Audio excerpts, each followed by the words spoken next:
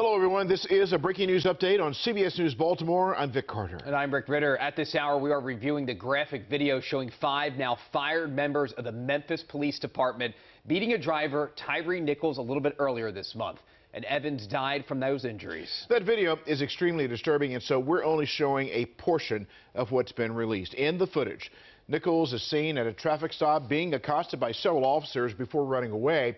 When the officers later catch up to him, they're seen beating him with their fists, a baton, and at one point kicking him in the face.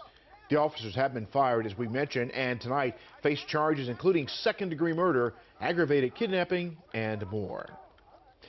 Governor Wes Moore has released a statement shortly after the release of that footage saying, quote, "It's difficult not to fight back tears watching this video.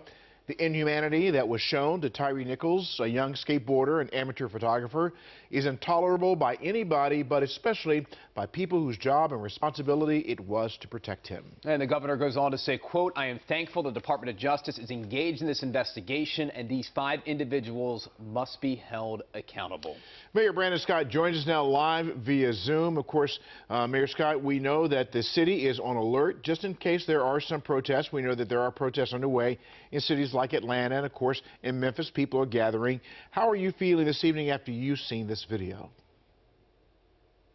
Vic, I feel broken because this isn't the first time that we've seen a black man be murdered on TV, on camera, in front of everybody. And when are we going to get to a point in this country where we actually truly value black lives, where black people are treated with basic dignity and respect and humanity? This young man was murdered by 5 people posing as peacekeepers because they were not police officers. They were not keepers of the peace. They were the exact opposite. His family, his city, that community does not deserve to be what they're going through. But I'm also angry because we know that we can do better here in this country. We can do better everywhere, including here in Baltimore. But so many folks are afraid to do that.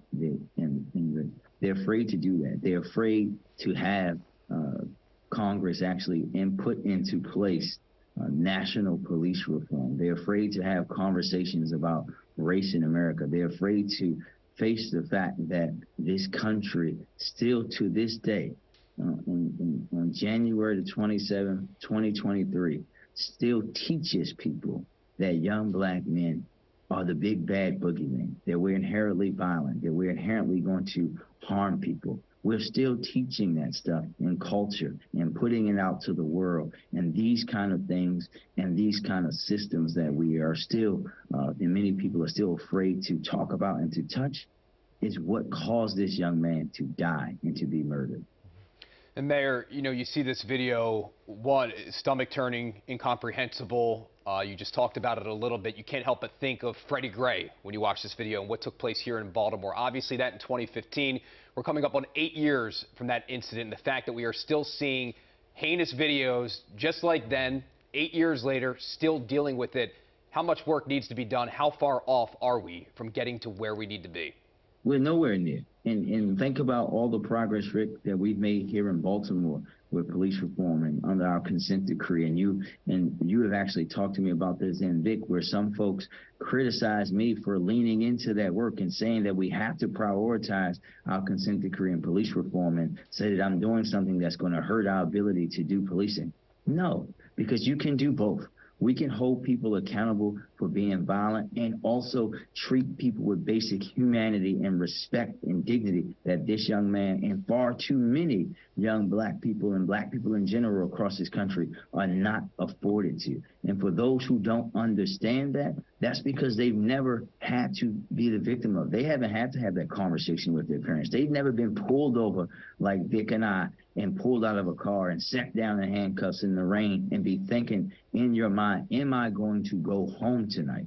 And this country has to stop being afraid to talk about something that this country inherently still has racism in it, in its policies, in its practices. This country was built on the backs of slaves. This is what this country has always been about, and we're not out of that. And we have far too long to go to not face those realities head on each and every day. We got to stop being afraid to talk about systemic racism, racist systems. We got to stop being afraid to talk about the history and the continuation of racism in our country. And yes, that includes the ability for 5 black people who are not police officers in my mind, but black people, to be in a system that's racism and carried out against another black man by murdering and taking his life. Of course, Mayor, we have been anticipating the release of this video for some time now. We have now had a chance to see it. We feel the graphic violence that took place. What did you tell and what did Commissioner Harrison tell police officers on our force in the wake of the release of this video in terms of how to handle potential protests here in the city? The same way that we handled them in 2020, that if there are protests here, we will protect our residents in Baltimore's rights to protest and do that in a way that honors how that can happen. When you think about that and how it happened here in Vic in 2020 after George Floyd, well, we didn't have the things that many cities have because we've learned and grown. We have a lot of growing to do, but we'll be there to make sure if that happens in the city, but we're also going to be there to focus on what other issues, the issues that we have in Baltimore continuously every day too, including people taking young people's lives in the streets of Baltimore. All of it matters here to us. And Mayor, you talked about how far off we are as an entire country right now with where things need to be. Honing in on Baltimore a little more specifically, what type of progress have we made? You look at 2015 to now 8 years later, you guys have been knee deep in this stuff.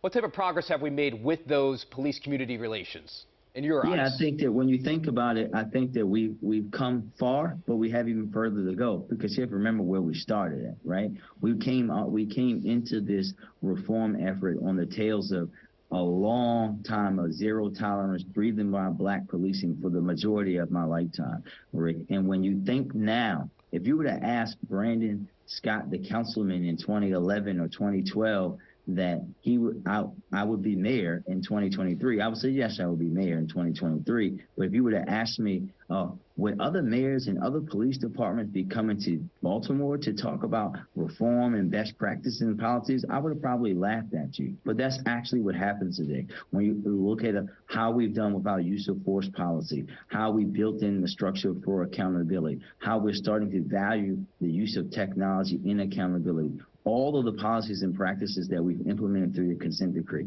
how we're leading even in things like having a response other than police to behavioral health calls. All of those things matter when you're talking about the totality of what we're trying to improve here. And we still are far off, as we're still in our consent decree and have so much more work to do that we're going to continue to push for here in Baltimore. But let me say this very clearly again for you both and for your viewers.